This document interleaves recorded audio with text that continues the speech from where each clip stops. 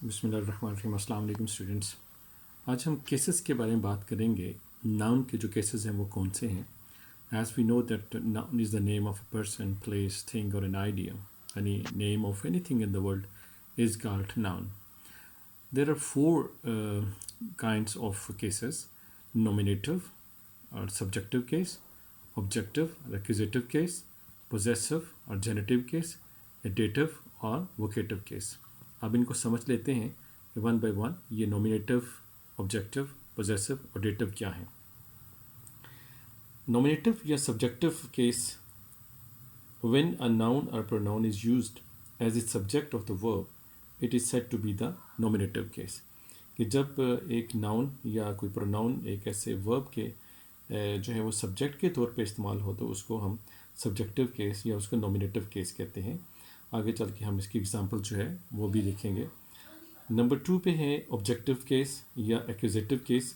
When a noun और pronoun is used as the object of a verb, it is said to be objective और accusative case. जब एक जो है noun या एक प्रोनाउन एक वर्ब के ऑब्जेक्ट के तौर पे इस्तेमाल हो रहा हो, यानी अगर सब्जेक्ट के तौर पे इस्तेमाल हो रहा तो फिर सब्जेक्टिव केस, अगर ऑब्जेक्ट के तौर पे इस्तेमाल हो रहा तो उसे ऑब्जेक्टिव केस या उसको एक्यूजेटिव केस कहते हैं। इसकी भी एग्जांपल हम नेक्स्ट देखेंगे स्लाइड पे। थर्ड पे है पोजेसिव केस या जेनेटिव केस, यानी पोजेसिव जो है वो किसी मलकियत को या पोजेशन को शो करता है।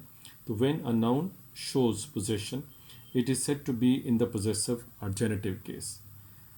जब एक नाउन जो है वो मलकियत को या पोजेशन को ज़ाहिर करे तो उसे पोजेसिव केस या जेनेटिव केस कहते हैं। नंबर 4 डेटिव केस या vocative case. When a noun indicates indirect object, it is said to be in the dative case. जब एक नाउन जो है वो बिलवास्ता तौर पे एक शय की तरफ, किसी एक दूसरी चीज़ की तरफ, किसी दूसरे नाउन की तरफ इशारा करता है तो उसे हम जो है वोकेटिव या फिर डेटिव केस कहते हैं। अब हम चलते हैं इसकी जो है वो एग्जांपल्स की तरफ। इसकी एग्जांपल्स कौन सी हैं। For example, Ali is a famous seller. और एक और एग्जांपल ले लेते हैं, दीम इज़ माई फेवरेट हीरो। तो ऐसे सेंटेंसेस के अंदर जैसे आपके सामने है Ali is a famous seller, तो इसमें जो अली है वो सब्जेक्टिव या नॉमिनेटिव केस है। अब इसकी जगह पे कोई भी हम एग्जांपल और लिख सकते हैं, Nadeem is my favourite hero, Ali is my favourite player. तो चूँकि जिससे नाम स्टार्ट हो रहा है, जो सब्जेक्ट के तौर पे यहाँ पे आ रहा है, उसको हम नॉमिनेटिव या सब्जेक्टिव केस कहेंगे। अब ऑब्जेक्टिव या एक्यूजेटिव केस की एग्जांपल लेते हैं, आसन broke the table.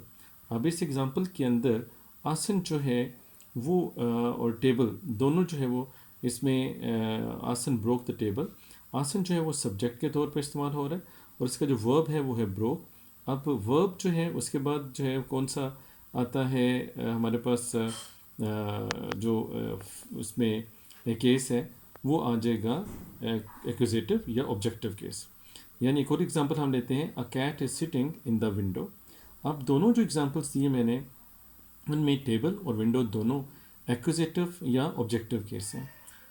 Fourth one है, my mother gave me a cup of tea. अब when noun indicates indirect object, it is said to be in the डिक्टेटिव केस या फिर इसको हम कह सकते हैं वोकेटिव केस। अब एग्जांपल इसमें है, my mother gave me a cup of tea.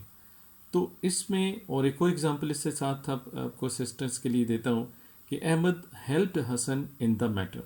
अब इन सेंटेंसेस में मी और हसन दोनों जो हैं वो डेटिव केसेस हैं और मी और हसन जो हैं वो दोनों इनडायरेक्ट ऑब्जेक्ट के तौर पे इस्तेमाल हुए हैं।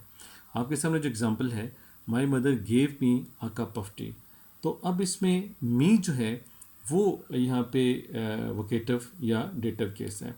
तो आई होप कि आप इन एग्जांपल से जो है वो आपको केस नाउन और केसेस ऑफ नाउन जो है वो अंडरस्टैंड करने में हेल्प मिली होगी। Thank you very much.